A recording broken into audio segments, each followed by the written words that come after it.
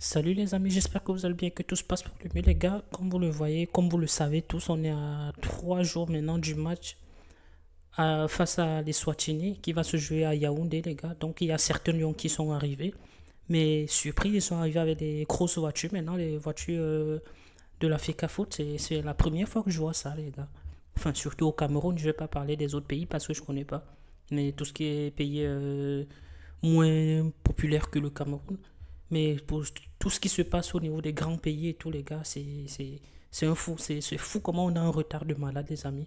Quand je les vois arriver comme ça dans les voitures personnalisées et tout, ça me rend fou, les gars. Du coup, je me pose des questions. Je comprends pas pourquoi les gens ils combattent toujours Samuel et tout. Et pourtant, tout ce qu'il fait, c'est pour la FECAFOOT. Je comprends pas, les gars.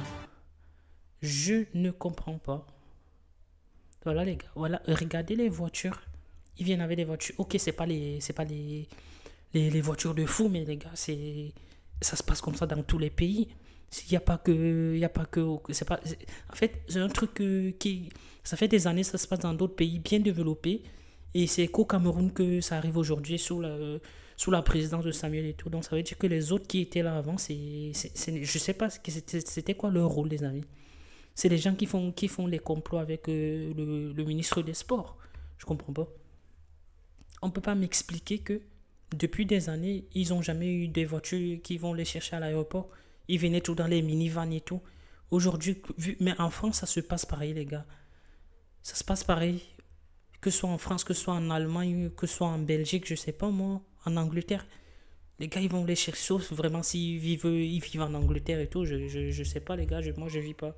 Je vis pas en Angleterre, ou je vis pas en France, je vis pas en Allemagne, je sais pas, moi, je connais pas. Donc, les amis, c'est. Regardez les voitures. Les gars, ils sont là, ils combattent Samuel et tout. Le mec, il évolue et tout. Et ils sont toujours là à le combattre et tout. C'est quand même hallucinant, les gars.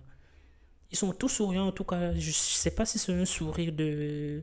Comment je veux dire ça, d'hypocrite, ou c'est un sourire parce qu'ils sont contents d'arriver en sélection nationale. Ils sont là, ils disent rien. Ils sont contents. Ils sont contents de participer au complot et tout. Normalement, ils devraient mettre fin à ça. Mais en tout cas, tu me diras, quand tu as un capitaine bizarre comme Aboubacar Vincent, les gars, c'est normal. Ils sont obligés de suivre. C'est lui le capitaine. Mais ce ne sont pas les enfants, ils sont libres de dire oui ou non. Ils sont contents d'arriver. J'espère que le sourire, ça sera jusqu'à la fin de la trêve internationale, hein. Parce que sinon, je comprends plus rien, les gars. Je ne comprends plus rien. En tout cas, voilà les quelques images. Et aussi, les gars, et aussi, le professeur Moulet Kombi, les gars. L'opération EPR va le choper, ce monsieur. Moulet Kombi, il plaide pour une nouvelle fois la présence de Joaquim Monunga sur le banc, les gars. Je pensais que c'est lui qui prenait les décisions au sein de la FECAFOOT. Pourquoi il plaide maintenant? Pourquoi il ne dit pas que je le veux sur le banc et il doit y être? Pourquoi il supplie? Ça, je pense qu'il est en train de supplier Samuel pour que Samuel le laisse sur le banc. Mais on va pas, on va. De toute façon, je l'avais dit la dernière fois, mais au final, il est encore la marque prise. Mais j'espère que Eto'o ne va pas le laisser sur le banc. Mais lui, je pense que c'est mort. Il sera jamais sur le banc.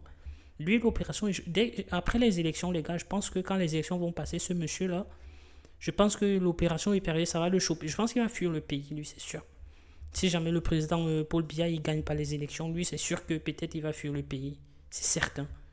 J'espère pour lui que l'opération ne va pas le choper, les gars. Parce que les gens comme ça, si la jeunesse est comptée vraiment sur les gens comme celui-ci, c'est malheureux, les gars.